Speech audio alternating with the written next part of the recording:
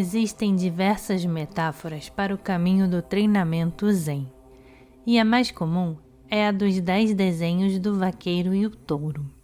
Entretanto, no Gakudo e Ojincho, diretrizes para estudar o caminho, o Zenji Dogen usou outra. As pessoas que praticam o caminho nos dias de hoje ainda não entenderam o que ele é. Tão grande é o seu desejo de obter resultados visíveis. Quem não comete este erro? É como um jovem que foge de seu pai e de sua herança e fica vagando aqui e ali na pobreza. Embora seja o filho único de uma família abastada, não está consciente disto e eternamente perambula em terras estrangeiras, mendigando trabalho. Na verdade, todas as pessoas são assim. Originalmente, a história do jovem que foge da casa vem do Sutta do Lótus Branco do budismo Mahayana. Um texto que, como monge noviço, é quase certo que o Dogen deveria saber de cor. Na história completa, o pai do jovem, muito triste pela perda de seu único filho, procurou-o sem sucesso e finalmente passou a morar numa determinada cidade. Por ser excessivamente abastado, construiu uma excelente mansão para viver, no meio de uma grande propriedade. Chegou então a hora em que o filho sentiu vontade de regressar para o seu próprio país e um dia perambulou desconhecido na cidade de seu pai e aproximou-se da mansão procurando trabalho. O jovem estava realmente muito maltrapilho e, vendo o esplendor da mansão, além da nobreza e do refinamento do proprietário que estava na varanda, achou que não haveria lugar ali para ele. Por isso saiu andando. Neste meio tempo, o pai, que nunca esquecera o rosto do filho, imediatamente o reconheceu na multidão que estava ao lado de fora da mansão. Cheio de alegria, enviou 2 de seus mais importantes súditos para dar-lhe boas-vindas. Infelizmente, o filho, não tendo a menor ideia da intenção desses homens e temendo ser morto ou tornar-se escravo, repeliu-os e fugiu para um bairro pobre. Sabendo disso, o pai resolveu enviar 2 servos vestidos de roupas rasgadas para procurar o filho e oferecer-lhe um emprego de lacaio na propriedade. Desta maneira, o jovem foi atraído de volta à mansão, onde começou a trabalhar, limpando um monte de sujeira. À noite, voltou para o cortiço. À medida que o tempo passava, o jovem ia se tornando mais à vontade com a vizinhança e aceitou a oferta de humilde para morar perto da propriedade. Depois, o pai se vestiu com roupas de trabalho e conseguiu se aproximar do filho e conversar com ele. O jovem foi encorajado pelo pai no seu trabalho e, com o decorrer do tempo, tornou-se melhor e mais responsável. Disse também o pai para o filho que, toda vez que quisesse, poderia ir visitar a mansão. Embora o jovem estivesse feliz por ser tão bem tratado, tinha sempre a convicção de que era um subalterno do poderoso nobre e que tão gentilmente o havia empregado, sentindo-se muito inferior e que não merecia tanta generosidade. Entretanto, trabalhou com lealdade e diligentemente enquanto o pai lhe dava mais e mais responsabilidades, até que, finalmente, se tornou gerente de toda a propriedade. Depois de muitos anos, o sentimento de inferioridade do filho diminuiu e ele se tornou, de certa forma, muito amigo do pai. Este, sentindo que a morte se aproximava, pediu que todos os dignatários comparecessem junto com seus servos e criados. Perante todos, comunicou que o pobre homem que ele havia levado para casa e ao qual havia confiado a gerência da propriedade era de fato seu próprio filho, e agora toda a propriedade lhe pertencia. Só então o jovem compreendeu, para sua alegria, que aquele era seu pai e essa herança era a sua. Como no mito, a história simboliza a ânsia da psique humana no sentido da totalidade. O pai, naturalmente, representa a natureza de Buda ou o verdadeiro Self. Representa também o mestre do Zen. O filho é o ego self, a mente discriminadora. A história começa com a situação desagradável em que a maioria das pessoas está metida, a da alienação da natureza de Buda que não reconhecem dentro de si própria. No Gakudo Yonshiju, o Zenji Dogen diz que o grau de alienação das pessoas é representado pelo quanto, da mesma forma que o jovem tem perambulado pelas terras estrangeiras, esquecendo sua família e herança, e vivendo como miseráveis, preocupados com a luta pela sobrevivência. Em outras palavras, a alienação repousa em que dimensão a maneira de a pessoa encarar a vida baseia-se no lucro e no sucesso exteriores, o que Dogen chama de lucro visível. Em oposição à reflexão sobre a natureza da vida como ela é. A maior parte da humanidade está muito preocupada com suas necessidades habituais, a luta pela sobrevivência, sem nunca parar e conscientemente refletir sobre como a vida realmente é. Na verdade, toda a orientação e cultura da sociedade conspiram, por assim dizer, contra tal reflexão. Assim sendo, o ser humano realmente vive em terras estrangeiras. Todavia, muitas vezes chega uma hora em que, quase instintivamente, mesmo a pessoa mais ocupada e aparentemente mais materialista, sente-se forçada a buscar harmonia com sua vida e seu verdadeiro self. Desta maneira, o jovem foi atraído pela sua própria necessidade de trabalho, voltando a bater à porta do seu pai. Há pessoas que se sentem compelidas a refletir sobre quem realmente são, quando alguma coisa lhes acontece, levando-as a questionar o significado da vida. Por exemplo, quando defrontam com a inevitabilidade da morte. Entretanto, muitas pessoas são bem mais propensas a ignorar esses assuntos, ou pelo menos deixá-los de lado como sendo de interesse puramente religioso. Em parte, talvez, como insinua a história, devido às consequências do conhecimento de que a vida é realmente um mistério para nós, serem muito assustadoras para o ego self, o jovem fugiu com medo da casa de seu pai e dos seus súditos de alta hierarquia. Outro aspecto é até que ponto, assim como aquele filho, as pessoas se consideram sem valor ou um fracasso.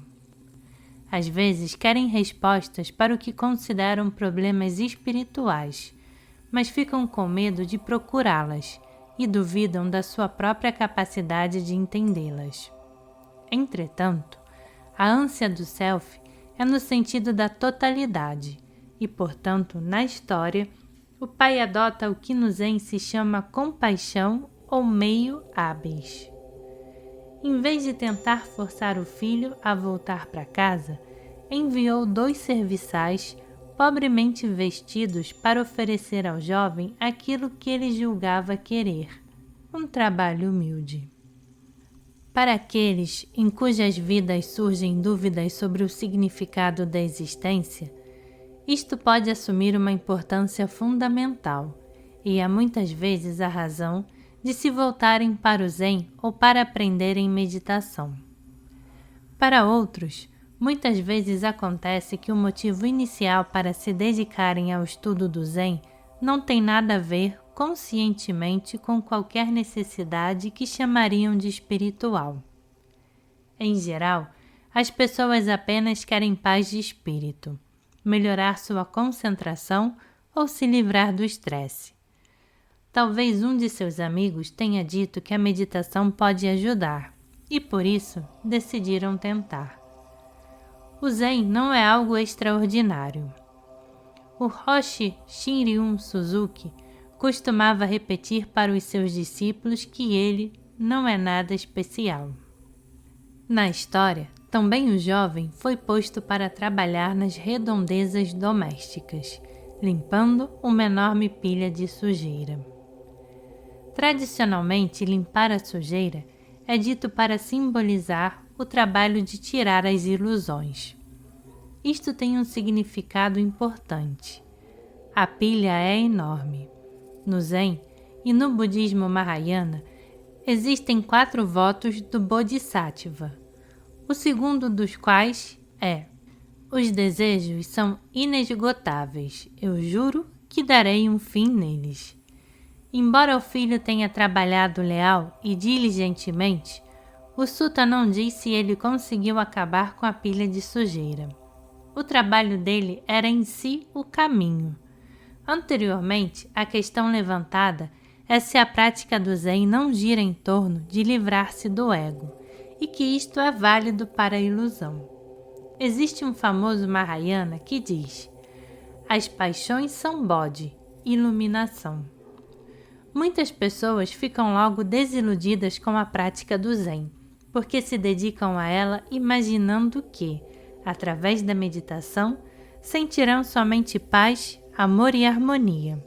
Apesar disso, o que realmente encontram é aquela pilha de sujeira, toda a cobiça, irritação, ciúme, ódio, sentimentos de inadequação e assim por diante, que pensavam evitar através do Zen. De fato, sua prática atingiu um estágio crucial e o papel do mestre, agora, torna-se muito importante. Treinando com o mestre, o significado da desilusão pode ser compreendido e o discípulo é instigado e estimulado a continuar. O discípulo aprenderá com o mestre que as paixões são paixões até o ponto em que são satisfeitas ou reprimidas, e Bodhi até o ponto em que são aceitas e que se permite que passem pela mente incondicionalmente e sem julgamento. O discípulo do Zen não faz voto de acabar com os desejos, porque no fim ele vai fazê-lo, mas nutre uma atitude de treinamento que é indomável. O Zen é simples, porém suas lições são duras e têm que ser aprendidas sempre. Um mestre Zen chegou a dizer que sua vida toda tinha sido uma série de erros. À medida que o jovem tinha mais maturidade, mais o cumulavam de responsabilidades, até que, finalmente, ele se sentiu suficientemente autoconfiante para transitar pela mansão. Ele ainda não morava lá, ainda não sabia quem realmente era. Existe sempre uma sensação no treinamento Zen de que se compreende mais do que se é capaz de expressar na vida real.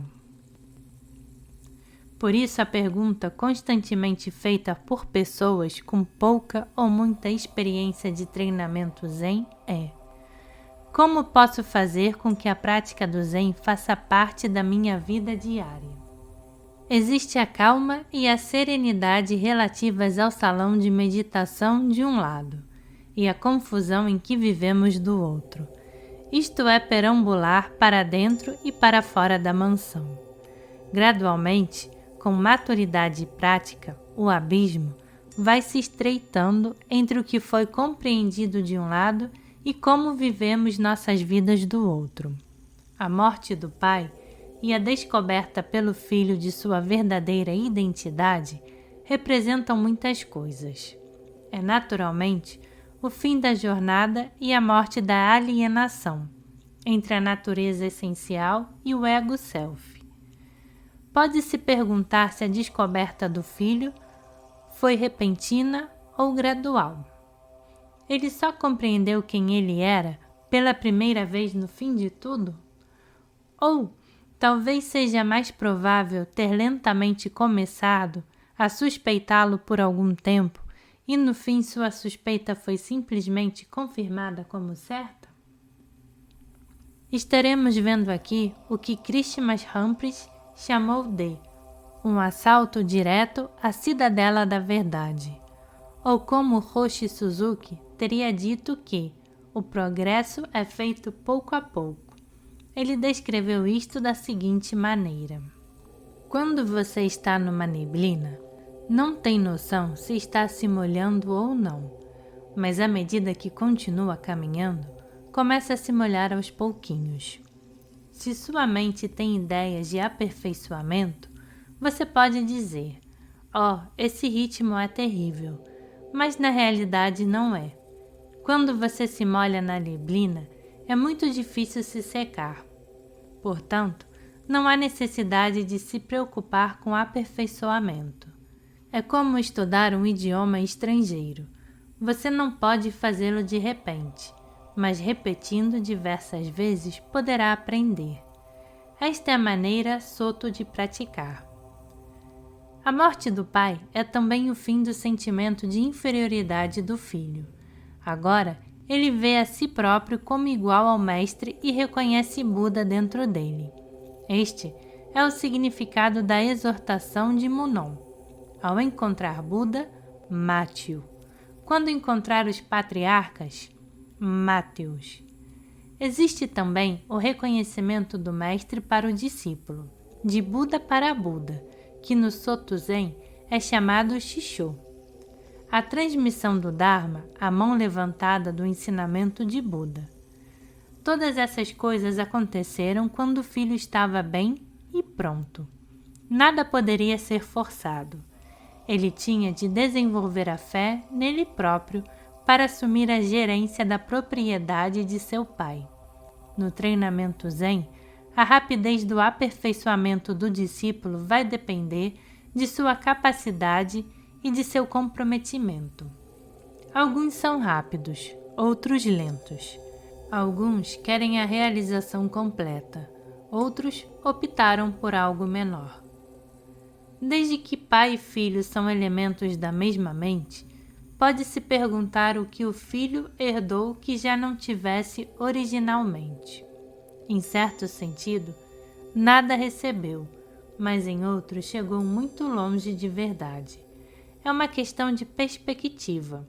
Quando o imperador da China, Wu Ti, fez uma pergunta semelhante para o primeiro patriarca Zen chinês, Bodhidharma, este respondeu: vazio imenso, nada sagrado.